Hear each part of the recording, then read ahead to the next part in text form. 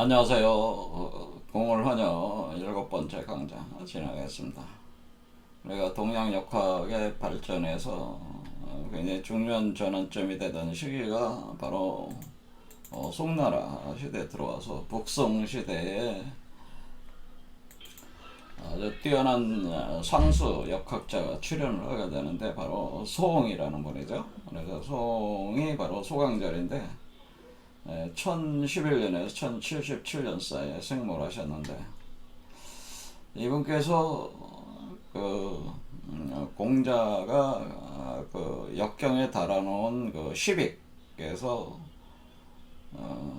그 설계전의 내용을 보고 거기서 선우천 개념을 이제 정리를 해내는데 파악을 해내는데 그것이 선천복귀팔계와 바로 후천문왕팔계라고 하는 것이죠. 설계전 3장에 있었던 게 선천복귀 8개 내용이었고 설계전 5장에 있었던 게 후천문항 8개인데 이거를 이제는 소강절이 이름을 지은 거죠. 글들을 보고 이렇게 괴상을 원형으로 배치를 하면서 이름을 지어가지고 선천이다, 후천이다 이런 이제 표현을 쓰면서 선후천 개념이 본격 들어온 거죠. 그래서 자신의 학문을 선천역학이고 선천심학이다 이렇게 하는 거예요. 이거를 이제는 우리 궤도 도상으로 이렇게 보면은 지금 이렇게 상승하는 요게 바로 선천이라고 하는 이걸 선천 세계다 이렇게 보는 거고요. 그 다음에 요 하강하고는 요거를 후천이라고 보는 거죠. 그러니까 원래는 우리가 이렇게 여기서 이렇게 돌아서 선천의 세계를 돈 뒤에 여기 중심 여기서 후천의 세계를 이렇게 나오는 그런 형태로 되어 있으니까 선천 세계와 후천 세계 그러니까 이걸로 보면은 선천과 후천 그러니까 우리가 그 태극의 형상으로 보면은 요게 양으로 지금 차 올라가고 있는 게 이제 선천 세계고 이걸로 기준으로 보면은요, 올라가는 게 선천이고, 여기 이제 후천이라고 하는 거죠. 그래서 요 이치를 파악을 해가지고, 이제는 선후천의 두 개의 세계가, 하나는 물질 세계고, 하나는 심령의 세계 두 개의 세계가 이렇게 상호 교육을 하고 있는데, 결국 이 도상으로 보면 우리가 다시 그 극즉반에서 선천의 세계로 돌아가야 되니까, 우리가 지금 우리 자신의 그 본래적 그 모습을 회복을 하려면은 선천 세계에 있어서의 심령적 어떤 변화를 통해 가지고 이것을 이루어야 된다. 왜냐면 선천 세계가 그 뿌리가 돼서 후천 세계가 나온 거니까 선천 세계로 다시 돌아가서 선천 세계에서의 어떤 심적 어떤 그 작업을 해가지고 후천 세계를 변화를 시켜야 된다는 그런 개념이 나오는 거니까. 당연히 그 소강절 입장에서는 선천심학이라고 우리가 선천세계로 들어가서 선천세계 변화를 통해서 후천세계를 바꿔야 된다라고 하는 그런 사고방식에 이제는 말이 틀린 거는 아니죠. 그래서 이 메커니즘 상으로 볼 땐 그래서 소강절 입장에서는 선천세계를 잘 보여주고 있는 선천복희 8개 그러니까 복희 64개 방위도로 이제 확장이 되는데, 이게 이제 선도 쪽에서 이렇게 내려온 이거를 중시할 수밖에 없고, 요걸 중심으로 해가지고, 하나의 변화의 그 메커니즘을 이렇게 설명을 하게 되는데, 그게 이제 황극경세라고 하는 것이죠. 그러니까 여기에는 이제는 소강절의 이제 생각이 선천과 후천의 세계가 있는데, 선천 세계에서의 변화를 통해서 후천 세계를 바꿔야 된다. 그런 우리가 유학자들이 이제 그런 공부를 해야 된다. 이런 어떤 그 생각은 사실 이런 생각이 그 주자한테도 그대로 내려가는 거죠. 이런 생각이. 그래서 주자가 이제는 역학계몽하고 주역본위를 이제는 만들어 가지고 자기가 이제는 하도 낙서도 수용을 하고 이제 역학의 주역도 이제는 자신의 이제는 그 주석을 달게 되는데. 이 주의라는 사람이 바로 그 성리학 주작의 그 만든 사람이죠, 이 사람이. 그러니까 이 양반이 그 주역계, 그리고 이정이라고 해서 정명도 정의천 그 형제의 그 학문.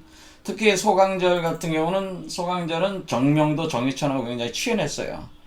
소강절이. 그래서 소강절의 학문이 바로 정의천, 정명도 형제를 통해 가지고 주자한테 전해지는데, 그런데 특히 정명도, 그러니까 정의천이 동생이고 정명도가 형인데, 정명도가 소강전한테 굉장히 많이 배웠어요. 소강전이 나이가 많았고 이 두 젊은이들한테 굉장히 많은 걸 가르쳤다고 하는, 그것이 바로 그 주자한테 넘어가게 된 건데, 주자가 그걸 토대로 해가지고 여기서도 주자의 그 성리, 그러니까 결국 심학으로 이렇게 가는 거죠. 이기심성론이라고 해서 거경공리론 뭐 이렇게 해서 결국 심에 있어서의 그 성리를 밝히는 그 방식으로 이렇게 그 유학의 개념이 이렇게 가는 거는 일종의 선천심학의 그 흐름하고 이렇게 같다, 이렇게 볼 수가 있겠습니다.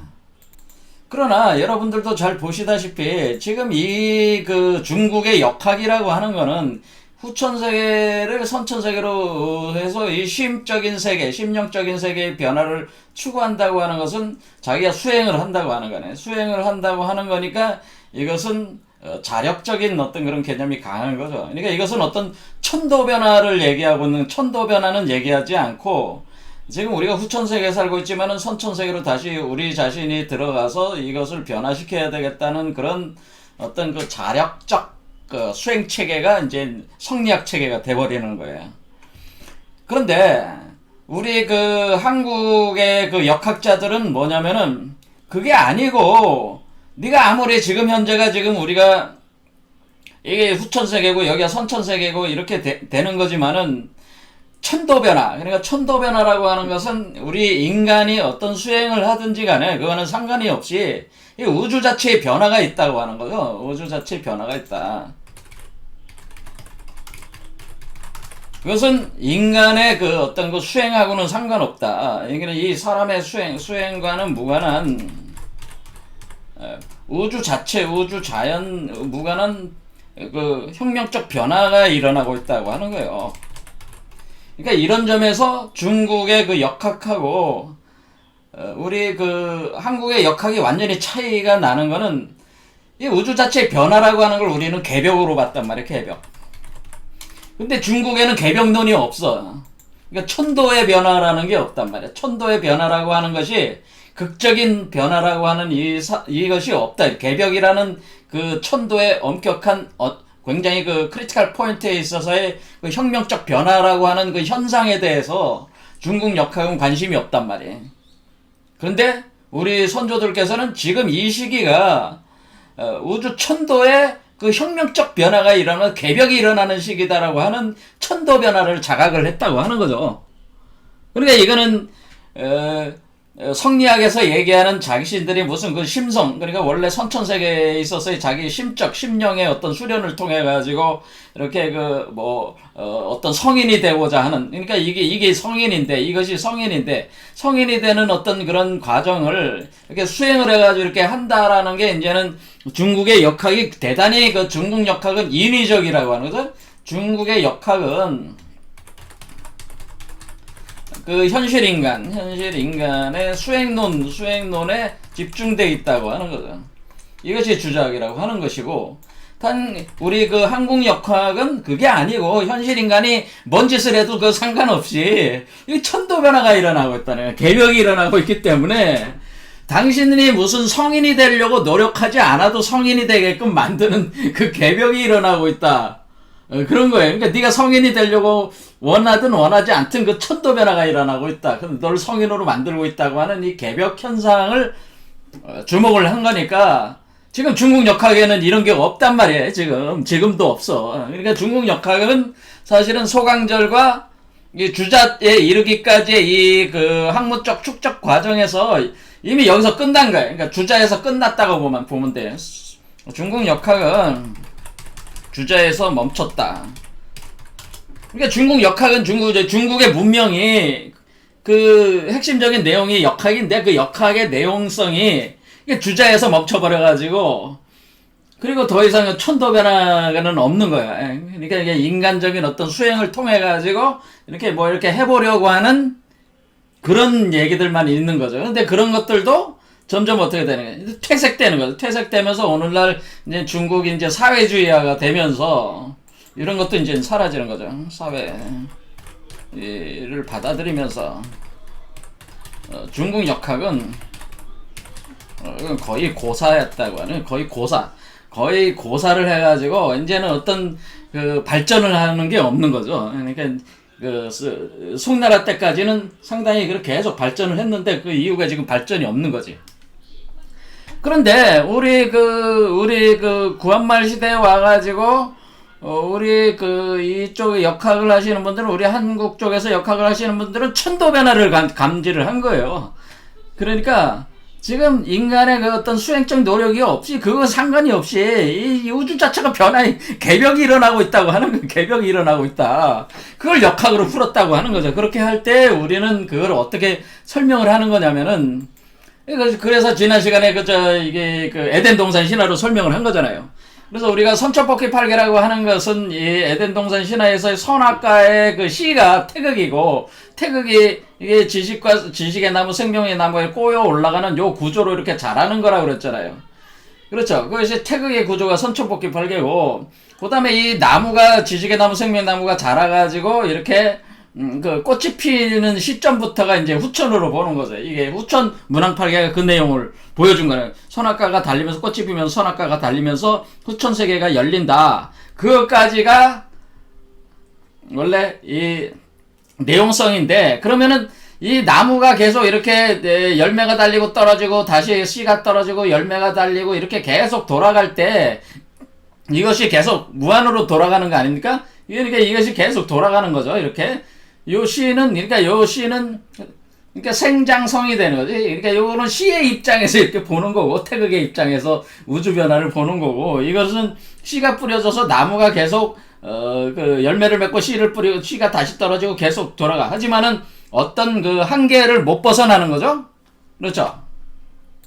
자, 이게 이제 우로보로스 수레바퀴 구조를 벗어나질 못하는 거죠. 그러니까 이 중국 사람들은 이렇게 선천에서 또 이렇게 계속 돌아가는 이 구조지. 이게 바로 후천 문항팔계 구조란 말이야. 그런데 우리 구한말에 이제는 그 우리 한국의 역을 이제는 들어오면서 한국역이 나오기 시작하는 게 이제 일부선성의 정역팔계란 말이에요. 이 일부선성의 정역팔계는, 요거는 제가 지난 시간에 말씀드렸지만은 결국에는 그 마지막 그 선악과가 첫 생명과일로 열리게 되는 시점, 그것이 천도변화라고 하는 거예요. 그러니까 지금은 어떤 그 인간의 그 인위적인 노력이 없이 천도변화로 인해 가지고 요 나무에서 선악과가 맺어지는 선악과가 첫 생명과가 되는, 마지막 선악과가 첫 생명과가 되는 그 천도변화. 그 천도변화는 결국 우리 인간의 몸 안에서 요것이 선악과가, 요게 선악과란 말이에요. 선악과가 나오면 생명과가 되는 거죠. 요 시점, 이렇게 머리를 뚫고 나오는 요 천도변화가 있다고 하는 거죠. 요 천도변화. 그러니까 요 천도변화, 요것이 그냥 천도변화로 일어나니까, 지금 오늘날 제가 얘기하는 차원상승, 제가 강의를 계속 하는 게, 차원상승이 무슨 인간의 노력을 해가지고 뭐 차원상승이 일어나는 게 아니고, 하나의 우주 변화잖아요, 그냥. 그러니까 일종의 물병자리 시대라고 하는 것 자체가, 우주 변화에 의해서 물병자리가 이렇게 시대가 진행이 돼가지고, 인류를 상승시키는 힘이 인간이 무슨 노력에 의해서 이게 하고 있는 게 아니고, 우주 자체의 그 변화, 천도 변화에 의해 가지고 인간을 그 상승시키려고 하는, 그러니까 상승시킨다고 하는 건 이 우로보로스 수레바퀴의 그 이중 매트릭스 구조를 깨는 어떤 그 변화가, 개벽의 변화가 일어나고 있는 게 오늘날 이 개념이란 말이에요. 이거를 우리 그 선조들께서는 자각을 다 하셨단 말이에요. 근데 중국 사람들은 아직까지도 이걸 모른다는 거죠. 아직도 이게 뭐가 뭔지 모른다고 하는 거죠, 지금. 그래, 이게 지금 중국 역학하고 한국 역학이 완전히 틀릴 수밖에 없어요. 그러니까 한국 역학은 그러니까 개벽이라는 이 현상을 이해하기 위한 용도로 역학을 이제는 투입을 하는 거죠. 개벽을 이해하려는 용도로 역학을 쓴다, 활용한다고 하는 거죠. 요걸 가지고 우리가 이거 역학을 다 보면 그 내용이 이미 천도변화의 내용이 역학에 다 있어. 그러니까 그거 가지고 이제 드러내기 시작하니까 중국에는 없는 거니까 엄청난 거죠, 사실은. 이런 부분에 대해서 우리가 자부심을 가져야 된다고 제가 계속 얘기를 하는 게, 이거는 없어. 중국도 없고, 일본도 없고, 뭐, 역학을 하는 데가 우리 이제 이 동양 사람들인데, 그게 아무도 이게 없다고. 근데 우리 한국 사람들만이 유일하게 근데 어떤 한 사람만 하고 있는 게 아니고, 구한말 시대부터 막 등장하시는 분들이 다, 이런 개벽 현상을 얘기하기도 개벽을 역학으로 이해하려는 그 역학을 전개를 한다. 그렇게 할 때 우리는 그것을 정역이다. 김일부 선생 같은 경우는 정역이다 하고 했다는 이 정역 8개라는 거 하는 것은 바로 제가 여기 보면은 요 뒤에 이렇게 그려있는 8개 있잖아요. 요게 정역 8개거든요. 그러니까 요게 뭐냐, 요것이 다 나왔을 때 형상을 제가 포인트로 잡아가지고 여기다가 해놓은 거거든요. 그러니까 요게 사실 우리가 정역 8개다 이렇게 할 때는 제가 요게 정역 8개, 요게 정역 8개. 이 자체가 정역 8개라고 하는 거죠. 왜? 요 정역 8개로 나눠요, 이렇게. 그러니까 이게 김일부 선생께서 정역 8개라고 하는 것은 우리가 선악과 개념으로 마지막 선악과이자 첫 생명과, 그러니까 이것은 우리가 초인이 된 거죠. 초인의 형상을 표현해 놓은 거예요. 그러니까 김일부 선생의 정역은 초인의 형상을 표현해낸 거니까. 그런데 우리 선조들께서 뭘 또 이제 고민하냐면은, 그러면은 바로 이렇게 나오는 이 시간이 어느 시간대냐라는 걸 자꾸 얘기를 하게 된단 말이에요. 그러니까 요때가 바로 후천개벽이다라고 본 거죠. 이게 후천개벽. 요때가 후천개벽이다라고 할 때, 그거는, 그러니까 이게 김일부 선생 입장에서는 요 앞이 다 선천이고 요게 나와야지 후천이라는 거 아니겠어요?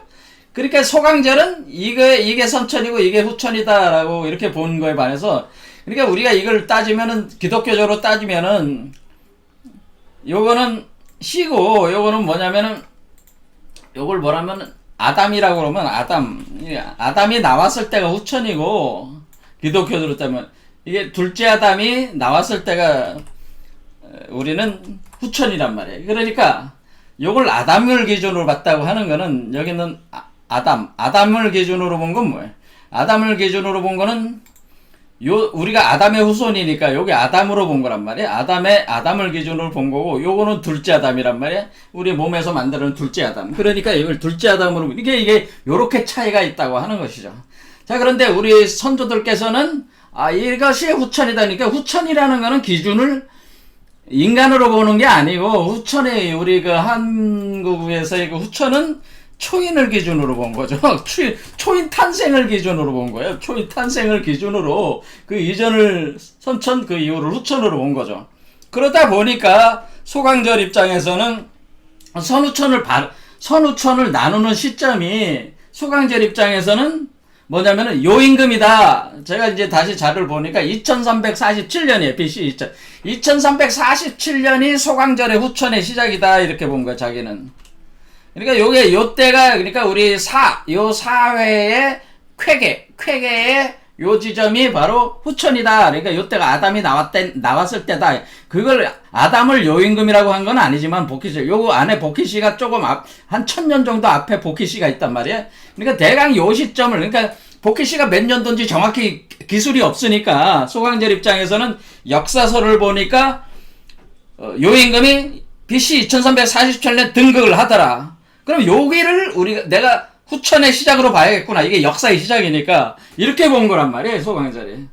그래서 자기가 그 활동하던 시대가, 이게 지금 소강절이 활동하던 시기가 어떻게 되냐면은, 소강절이 송나라 건국할 때가 서기 959년이다. 이러는 거예요. 요때에 맞춰가지고, 자기가 요때 송나라 건국 시기에 맞춰가지고, 지금, 이치를 자기가 살고 있는 송나라 건국 AD 959년에 맞춰가지고 요 날짜를 이렇게 막 따지는 거예요, 이 사람이. 그래서 이것을 역사에 적용을 이렇게 하는 거야.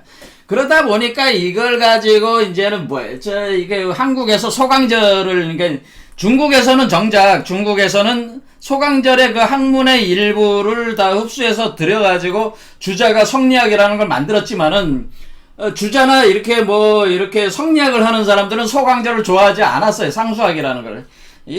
성리학자들은 일종의 심성론자들, 도덕론자들이기 때문에 어떤 이것을 주로 의리역으로 이렇게 다 풀려고 이렇게 하는 존재들이니까 이 사람들은 자기가 무슨 수행을 해가지고 이렇게 뭐 해야 되겠다 뭐 이렇게 하면서 선비냥 뭐 이렇게 하면서 돌아다니면서 하는 거예요. 그런 식으로 이제 하다 보니까 상수라고 하는 뭐 우주의 뭐 좀 변화 뭐가 그게 중요해. 우리 도덕적인 어떤 함양이 중요하지. 이게 현실적인 거 인간적인 어떤 변화 이런 거를 얘기하다 보는 천도 변화는 얘기하지 않는 거죠. 그러니까 천도 변화를 자꾸 얘기하게 되면 피곤하니까 소강절에는 쳐버리는 거예요. 소강절은 더 이상 중국 역학에서는 인정을 못 받게 묻어버렸어요. 그래서 소강절은, 그런데 이 소강절이 하고 있는 이 상수학의, 소강절이 원래 했던 이런 개념의 상수학이 사실은 우리 선조들이 그 개병론에서 하는 학문이나 똑같은 개념이기 때문에 우리 입장에서는 소강절을 높이 떠받드는 거죠. 우리 선조들이 이제 공부하시는 분들은 소강절의 상수학, 그리고 우주 천도 변화를 얘기하는 거잖아요. 이것도 어쨌거나 천도 변화를 얘기하는 거잖아요. 그러니까 천도 변화를 얘기했던 소강절 선생을 굉장히 높이 평가를 해가지고, 지금 그 소강절에 대해서 우리 한국에서는 인정을 받고 있는데, 중국에서는 정작 인정을 못 받고 있다, 이런 얘기입니다. 그런데 이 소강절에 이런 어떤 거를 받아들여가지고, 이제는 이걸 가지고 뭐 선천오만년, 후천오만년 하면서, 지금 민족 종교 개통해서 후천개벽이다, 뭐 선천오만년이다, 후천오만년이다, 이런 식으로 하면서 여기에, 왜냐면 이것이 129,600이기 때문에 그거를 나눠가지고 이렇게 보게 되는데, 그거를 이제는 우리 현실적인 어떤 그런 역사의 그거를 빗대가지고 이렇게 설명을 하게 된다고 하는 거죠. 오늘날 민족 종교 개통에서 하는 학문들이 뭐냐면은, 여기 보면은, 이렇게 돌아갈 때, 이제 여기 소강절은 뭐냐면 술반과 임반 사이에는 역사가 없었다고 봐요. 임반부터 이렇게 돌아가면은 그러니까 한 4,300년 정도, 43,000년, 그 다음에 여기 한 43,000년, 요 사이에는 또 없는 거야. 그러니까 3분의 1은 없어지는 거야. 그러니까 요 43,000년을 5만년씩으로 봐가지고 선천 5만년, 후천 5만년 이렇게 해가지고 요걸 가져다가 우리 민족 종교 개통해서 또 이렇게 막 썰을 푸는 건데, 근데 기본적으로 이게 말이 안 되는 거잖아요. 그게 아니거든요, 사실은. 자, 그렇지만은 그게 꼭 무의미한 거는 아닌데, 기본적으로 이게 어떤 틀을 잡고 나서 그걸 얘기를 해야 되는데, 그냥 이렇게 가져다가 선천 5만년이고 4,320년이고 43,000년이고 43,000년이고 뭐 요거까지 하면 12만 9천이고 6만 년이 넘는데, 그렇죠? 뭐 5만 년에 그냥 억지로 때려박는 그런 개념인데, 그게 아니다. 제가 말씀을 드린 건 5만이라는 건 5황극이라는 개념이다라고 제가 바꿔서 얘기를 했습니다. 예전에 설명을 할 때. 그러니까 이 소강절은 지금 요 임금을 기준으로 해서 역사가 구체적으로 역사서에 기술이 써 있으니까 요걸 기준으로 해서 선천 후천을 나눴는데, 우리 선조들께서는 어떻게 하냐면, 우리가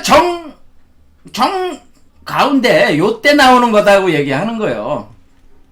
그러니까 우리가 지금 선천과 후천은 정확히 따지면은 요 지점이잖아요. 그렇죠? 요 양의 극에 이르렀을 때, 그렇죠? 요 지점이 바로 선천과 후천을 가르는 지점인데, 지금 소강절이 살던 시기에는 자기가 요 대가지수,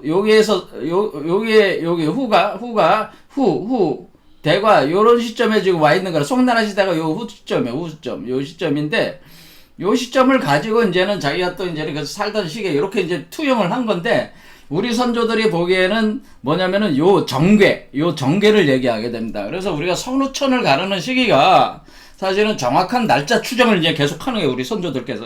그래서 중에서 여기 요 정괴, 그러니까 여기 정중앙이잖아요. 여기 정중앙이 요게 바로 후천의 시작이다.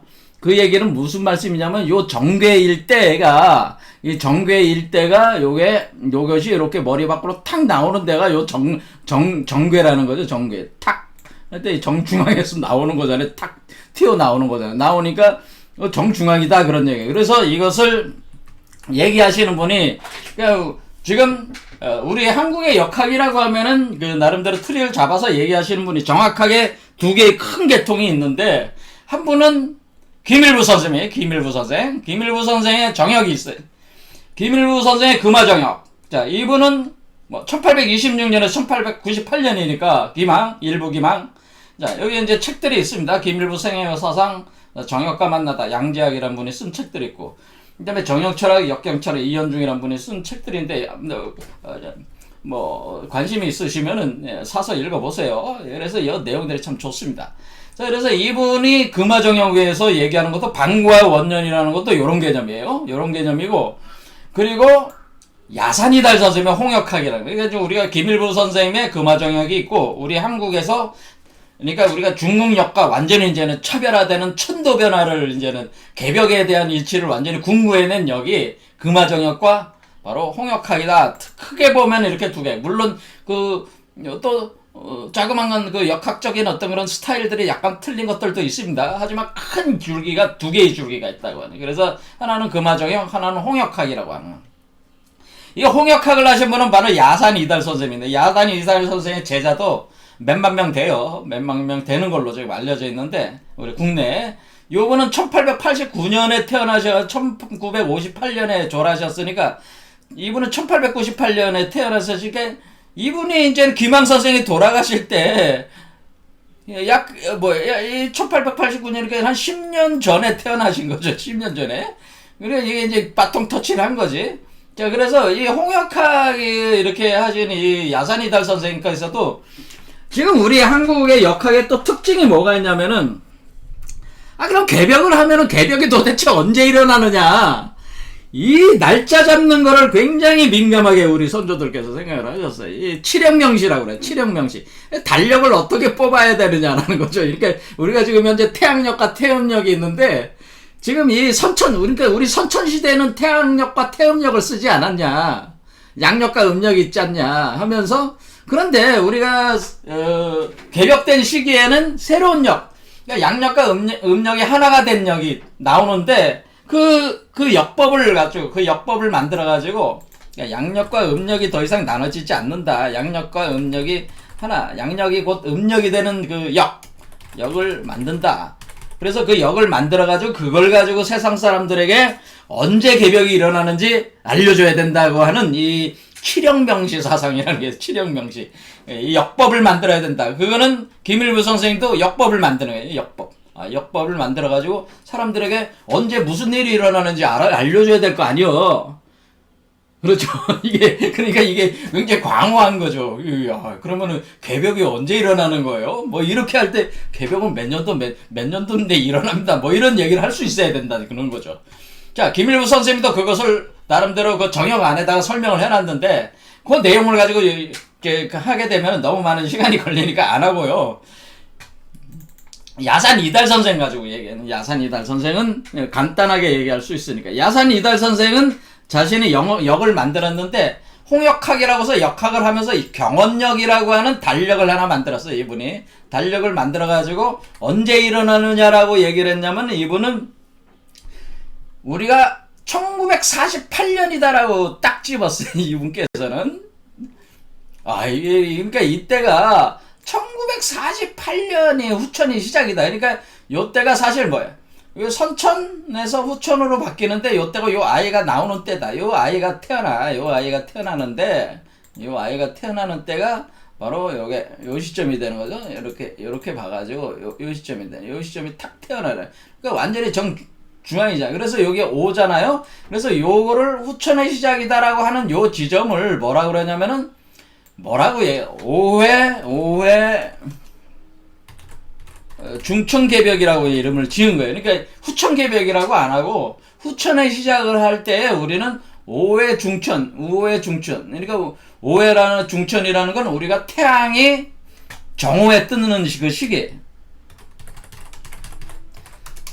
태양이 정오에 뜬다. 태양이 정오에 뜨는 게 그 지점이 바로 선천에서 후천으로 넘어가는 지점인데, 이 지점이 5회 중천이니까 이 5회 중천, 정오에 뜨는 요 시점, 인류 역사에 있어서 태양이 정오에 뜨는 요 시간대가 1948년이라고 하는 거고, 그걸 기준으로 그 앞을 선천이다, 뒤를 후천이다 이렇게 얘기하는 거다. 그러니까 우리가 중천개벽이라고 해야 되는 게 맞다라고 하는 거죠.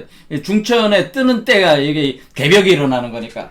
자, 요때 5회 중천개벽이 이제 1948년을 후천의 시작으로 해서 그거를 다 추정을 해납니다. 할 때 그것을 선후천 고정설이라고 해서 선천과 후천을 나누는 정확한 시점을 이제 파악을 해서 이분이 설명을 했는데, 근데 문제는 이분은 지금 이게 역학궤도상에서 이게 지금 일부 정역팔계를 가지고 이분은 쓰질 않고, 이분은 선천복귀팔계와 후천문항팔계 두 개만 가지고 사용을 해가지고 이 이치를 추산을 하셨어요. 근데 여러분들 아시다시피 김일부 선생이 돌아가시기 전에 10년 전에 태어나신 분 아니에요, 야산이. 그러면 야산이다 선생께서 김일부 선생의 정역학을 공부를 해서 홍역학을 할 수도 있는데, 어쩐 일인지 이분은 정역학을 공부를 안 하고 그냥 자기 독자적인 역을 만들었는데 그게 홍역학이라는 거예요. 근데 이분 입장에서는 김일부 선생님의 정역을 모르는 거는 아니죠. 알았지만은 이분은 뭐냐면 홍역학. 굳이 우리가 이 일부 정역팔계라는 걸 쓸 필요는 없다라고 이분은 생각하신 것 같아. 자기 제자들한테도 얘기를 그렇게 아마 이렇게 가르쳤던 것 같아. 그래서 이분 입장에서는 이미 여기도 보면은 결국에 우리가 이게 이 선악과 씨앗이 뿌려져 가지고 이렇게 나무가 자라 가지고 이렇게 할 때 계속 이렇게 돌다가 마지막 열매가 마지막 선악과가 첫 생명과가 되는 그 지점만 잡으면 되지. 굳이 여기 이 정역팔계 같은 걸 만들어 가지고 요걸 꼭 얘기할 필요가 있겠냐. 이런 생각을 한 거죠. 하지만은 요거가 안 나온다는 얘기가 아니고, 나오는 거, 요거를 굳이 이 정역팔계가 없이도 다 추산을 할 수 있다. 그런 거죠. 물론 추산이 되죠. 왜? 그냥 선천복귀팔계만 가지고도 다 할 수 있어요. 이치는. 그렇죠. 또는 후천문항팔계만 가지고도 할 수 있어요. 왜냐면 이건 보는 관점이니까. 이거는 씨앗이라는 입장에서 보는 거고, 이거는 나무라는 입장에서 보는 거고, 이거는 열매라는 입장에서 보는 거기 때문에 보는 관점의 차이니까 어떤 하나만 가지고 해도 되고 두 개를 섞어서 해도 되고, 자, 이렇게 할 수 있다고 하는 거죠. 자, 그러니까 그런 관점에서 보면은 야산 이달선 굳이 이렇게 물론 이렇게 일부 정역팔계를 만들어가지고 이렇게 하면은 이론이 논리가 굉장히 명쾌하잖아요. 딱딱 세 개가 딱 되는 거니까. 그렇죠. 딱딱 세 개가 되니까 논리가 명확해. 삼색판으로 가는 거잖아요. 그래서 딱 틀이 잡히는데, 하지만은 이게 아니래도 요 두 개 가지고 다 할 수 있다, 이런 생각을 갖게 되는 거예요. 그러면서 이 두 개가 선천과 후천이 서로 이렇게 교역하는 그 이치가 그것도 주역에 있더라, 그런 얘기에 자기가 연구를 해보니까. 내가 그거를 어디서 찾아냈냐면은 이분이 중천건계에 여기 중천건계에 보면은, 여기 중천건계에 보면은 요게 하나하나의 그 효마다 효사가 있다고 그랬잖아요. 그게 이제 주공이 지었다고 그랬잖아요. 요거 전체는 문왕이 지었고 괴사는. 그런데 요 하나하나의 효사마다 공자가 문헌을 졌단 말이야. 문헌이라는 걸 졌단 말이야. 하나하나의 효마다. 그래서 요 5번째 효에 문헌을 공자가 쓴 글, 요 5번째 요거를 설명하고 있는, 요 효를 설명하고 있는 공자가 쓴 문헌을 이렇게 쫙 읽어보니까 뭐냐면은 선천의 선천복귀팔계와 후천문항팔계가 상호 교역하는 그 내용이 여기에 설명이 돼 있더라, 이러는 거예요. 그러니까 여기서 보면은 동성상응하면은 뭐냐면은 진계가 리계로 이렇게 변한다고 하는 거죠. 그러니까 여기서 여기 이게 어떻게 설명이 됐냐? 공자가 설명을 하기를 동성상응, 동성상응이라고 이렇게 써 있다고 하는 거죠. 그럼 동성상응이라는 게 뭐냐? 여기로 이제 설명하면, 자, 동성상응이다고 하는 것은 여기 보면은 여기 징계가 있잖아요. 요 징계가, 그러니까 안에 있는 게 선천 복귀팔계고 바깥에 있는 게 후천문항팔계예요. 그러면 요게 진계가 리계로 변해 들어갔잖아요. 그렇죠. 이렇게 후천이 선천으로 들어갔잖아요. 그래서 후천이 선천으로 들어가고 선천이 또 후천으로 나오는 상호 이렇게 변화되는 이치가 여기 있다고 하는 거예요. 그 다음에 여기 보면은 동기상구한다라고 하는 것은 이렇게 태계가 감계로 된다고 하는 거죠. 태계가 감계로 된다. 그러니까 여기 보면은 그 태계, 요 태계가 칠태가 육감으로 된다. 요렇게. 그러니까 지금 이거는 아무도 중국에 있는 중국의 역학자들도 아무도 이걸 발견을 못했다. 그런데 야산 이달 선생이 공자가 문헌전에다가 건 중천 건계 5번째 효에 있는 요걸 설명하는 문헌전에 바로 이렇게 선천계, 복희 선천계가 후천 문항계가 되고 후천 문항계가 선천 복희가 되는 어떤 변화의 과정이 여기 다 설명이 돼 있더라. 이것을 찾아낸 거야. 그러니까 여기서 이제는 뭐냐면은 지금 이걸 알 수가 있죠. 우리가 이제 김일부 선생께서는 아예 정역팔계라는 걸 설계전 6장에서 공자가 써놓은 내용에서 신묘문에서 이걸 알아낸 거고, 이게 자기가 나중에 보니까 신묘문이 있구나, 이게 설계전에 있구나, 이것도 공자가 쓴 거죠.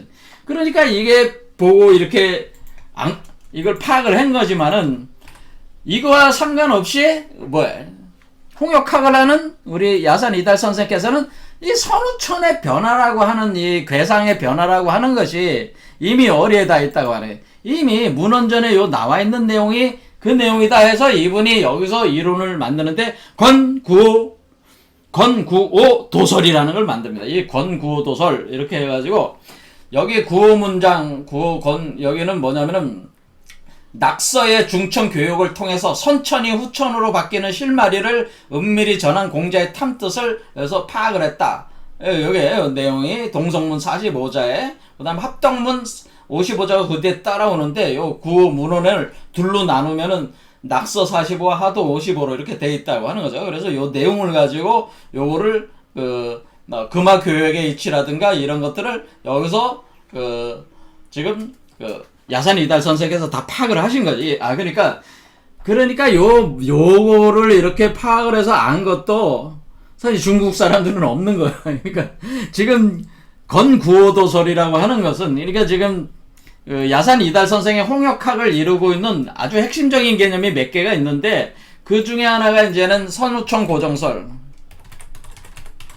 그 다음에 건구오도설이라는 건구오도설, 그렇죠. 건구오도설이 있고 그 다음에 이런 게 그 다음에 경갑변도라는 경갑변도설 이렇게 있습니다. 경원역 이렇게 이분의 사상 홍역학을 이루는 핵심적인 이론적 체계들이 몇 개가 이렇게 구성이 되어 있는데 이 건구오도설이라는 것이 바로 선천 복귀팔계와 후천 문항팔계의 상호 교역으로 인해서 금화교역이 일어나는 금화교역. 그러니까 우리가 여기서도 지금 김일부 선생님도 이름이 지금 금화정역이잖아요. 이런 여기서도 이제 금화교역의 이치가 있다고 하는 거를 그러니까 야산 이달 선생은 뭐예요? 지금 정역팔계라는 게 없이도 자기는 선천팔계와 선천복귀팔계와 후천 문항팔계를만 가지고도 이거를 다 추산을 할 수 있다라고 생각하고 추산을 했다고 하는 거죠, 이거를. 이게 굉장히 대단한 인물이죠, 이분도. 자, 그런데 제가 보기에는 두 개 다 뛰어난 위대한 역학이야. 우리 한국의 역학이야. 그래서 두 개 다 공부를 할 필요가 있어요. 그래서 제가 앞으로 계속 강좌를 해나갈 때 사실은 김일부 선생님의 관점과, 그렇죠. 이분은 완전히 팔계를 하나 만든 거고, 그렇죠. 우리 몸에서 태어나는 초인상을 표현해주는 팔계를 만든 게 정역팔계란 말이에요. 그런 얘기고, 야산이달 선생은 그게 아니고, 이분은 경원역이라는 거를 만든 게, 경원역을 통해가지고, 경원역이 바로 초인역이라고 하는 거지. 이게, 경원역이라는 게 초인을 나타내는 역이다. 이렇게, 이거는 역법 달력으로 표현을 해준 거예요. 그러니까 초인의 세계를 표현해주는 태양역과 태음역, 양역과 음역이 하나가 된 세계의 역법을 만든 게 경원역인데, 이게 바로 초인의 세계를 이렇게 표현해준 거기 때문에, 이분은 다른 방식으로 이걸 해결을 했다고 하는 거죠. 자, 기본 개념은 같은 거서 천도변화를 우리가 개벽의 천도변화를 이치를 파악을 해서 드러냈는데, 김일부 선생은 방고화 과정을 통한 그 정역 8개의 등장, 미래역의 등장으로 이것을 설명을 해낸 거고, 다양하게 이제는 그 김일부 선생의 그 이론 체계에는 굉장히 뭐 윤료운동이라든가 굉장히 그다음에 뭐 유리광화 세계가 열린다든가, 그러니까 다양한 그 이론들을 저 공이론이라든가 선도이론, 뭐 유불선의 이론들을 복합적으로 사용을 해가지고 체계를 만들어가지고 그 괴상을 완전히 구현을 해놓은 거고, 요분은 또 뭐야? 요분 나름대로 이렇게 또 만든 거니까. 근데 이런 그 김일부 선생의 역이나 이 야산이달 선생의 역이라고 하는 것은 지금 중국 사람들이 전혀 모르는, 따라올 수 없는 천도 변화를 다 개벽 현상을 완전히 드러내는 역들이기 때문에 중국에는 이런 역이 없는 거예요, 현재. 그러니까 우리가 역을 공부한다 이런 싶으면 우리는 뭘 공부해야 되겠습니까? 사실은 이 정역이나 홍역학을 공부를 해야죠. 왜냐면 사실 중국의 주역 내용이 정역, 홍역학에 다 들어가 있는 거예요. 그러니까 그걸 포괄한 거죠. 사실 중국의 역을 포괄한 거야. 그렇죠. 근데 우리는 지금 엄청난 천도 변화가, 개벽이라고 하는 엄청난 천도 변화를 감지를 했다고 하는 것이 큰 차이인 거죠. 우리 한국의 역학자들은 이 천도 변화를 자각을 해가지고 개벽이 차원 상승이라고 하는 것이 강제적으로 진행되는 천도 변화 현상이 일어나기 때문에 우리가 그 개벽되기 싫어도 개벽이 되는 그런 시대에 지금 와 있는 거를 이치를 이렇게 드러냈다. 근데 그 드러내는 방식이 이제 틀린 거죠. 약간 우리 김일부 선생의 그 정역과 야산일 선생의 홍역학이 접근 방식이 조금 차이는 있어도 그냥 나름대로 방식으로 그걸 한 거고. 그러니까 우리는 그런 걸 좀 굉장히 폭넓은 다양성을 가지고 이걸 이해할 수가 있어요. 그리고 이 두 분 외에도 이제는 앞으로 이제 우리가 좀 공부를 해볼 내용은 뭐냐면 삼역대경이라는 게 또 하나 있는데, 그것도 이제 나중에 볼 겁니다. 그러니까 우리 한국 역학자들이 굉장히 뛰어난 그 천도 변화의 이치를 드러낸 역들이 계속 등장을 했다. 근데 대개는 큰 양줄기로 이 두 분이다. 이렇게 보시면 되겠다. 그런 얘기입니다.